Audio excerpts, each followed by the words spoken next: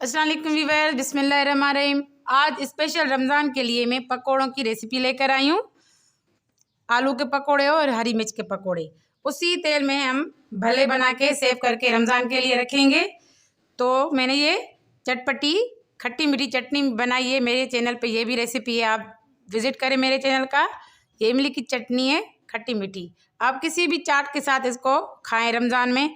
तो अभी ये पकोड़ों की रेसिपी आगे लेकर आई हूँ। चलो अभी इसको बनाना शुरू करते हैं। सबसे पहले तो हम लेंगे बेसन, तकरीबन ये 1 पाव बेसन है, 3 आलू हैं। पकोड़ों के लिए हमने लिए हैं ये फ्रेशनेस के लिए ये हरा धनिया, और ये जो हरी मिर्चें होती हैं उनको मैंने इसको अचार बना के सेव करके रखा है पकोड़ों के लिए। अभी हम बेसन में ऐड करेंगे तकरीबन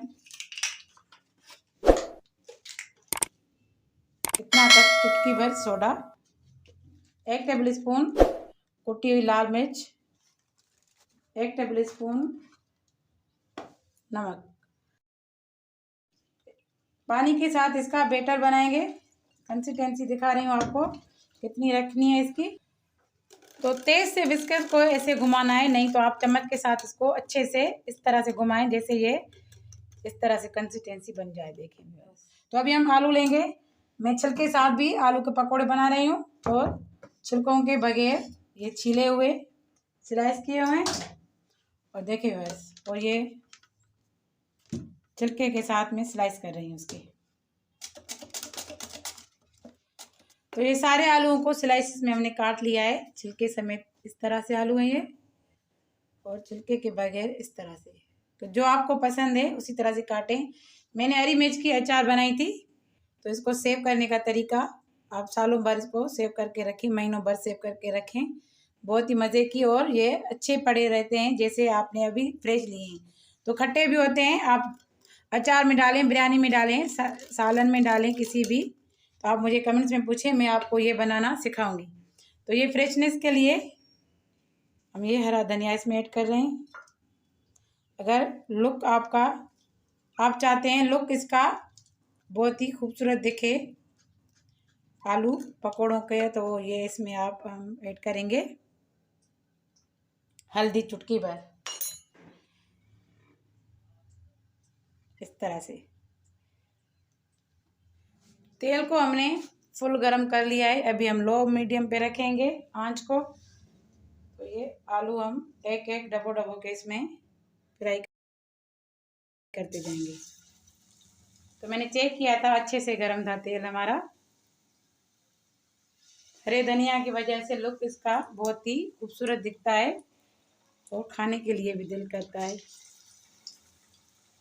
पहले हम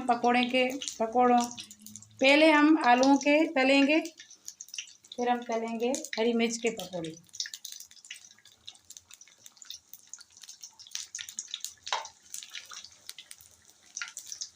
देखिए इस तरह से।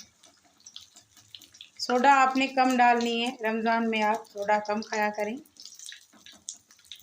अभी हरी मिर्च के पकोड़े तल रही हूँ मैं इस तरह से डबो के, इसी बेटर में मैं पका रही हूँ। इसमें कोई मैंने मसाला नहीं भरा, क्योंकि मैंने सूखा धनिया और नमक के साथ इसको पहले भर के इसकी अचार बना के सेव करके रखी थी मैंने। हरी मिर्चें, तेल हमारा अच्छे से गर्म होगा तो ये आपस में जुड़ते नहीं हैं, ये ख्याल रखा करें। तेल को अच्छे से प्री हीट करके आप बाद में इसको लो या मीडियम पे रख के फिर तल लिया करें पकौड़ों को। देखें बहुत ही लाजवाब से पकोड़े, खट्टे पकोड़े हमारे हरी मिर्चों के। थोड़े से हम इसको और पकाएंगे जैसे ये क्रिस्पी बन जाए, मुंह में जाते ही घुल जाएंगे। अभी हम इसको निकाल रहे हैं। देखिए व्यूअर्स, मैंने उसी कुकिंग ऑयल में भले भी पका के रखे, इसको भी मैं रमज़ान के लिए सेव करके रखूँगी। तो आपको दही भले सीखने हैं मुझसे तो आप मुझे कमेंट्स में बताएं, मैं फ़ौरन से आपको ये बनाना सिखाऊंगी और इसको सेव करने का तरीका भी आपको बताऊंगी। इसको आप महीने भर इसको सेव करके रखें, ख़राब नहीं होंगे। तो ये सारे पकोड़े पक्के रेडी हैं। ये भले हमने उसी कुकिंग ऑयल में आपको ये भी दिखाए हैं पकाना। देखिए वह फुल रेसिपीज़ की मैंने आपसे शेयर नहीं की है। तो आपको ये जब सीखने हैं मुझसे तो आप मुझे कमेंट्स में बताएं, तो मैं आपको ये भी बनाना सिखाऊंगी और सेव करने का तरीका भी। तो मैं आगे रमज़ान के लिए, स्पेशल रमज़ान के लिए रेसिपीज़ लेकर आ रही हूँ, तो उसमें ये भल्ले होंगे। तो ये पकोड़े पक के रेडी हैं। देखें बस कितने फ्रेश और बहुत ही मज़े के बने हैं। देखें बस, देखें बस। तो ये खट्टी मीठी चटनी इमली की। तो वीडियो कैसी लगी मेरी व्यूअर्स? वीडियो अच्छी लगी हो तो वीडियो को लाइक करें, शेयर करें, मेरे चैनल को सब्सक्राइब करें।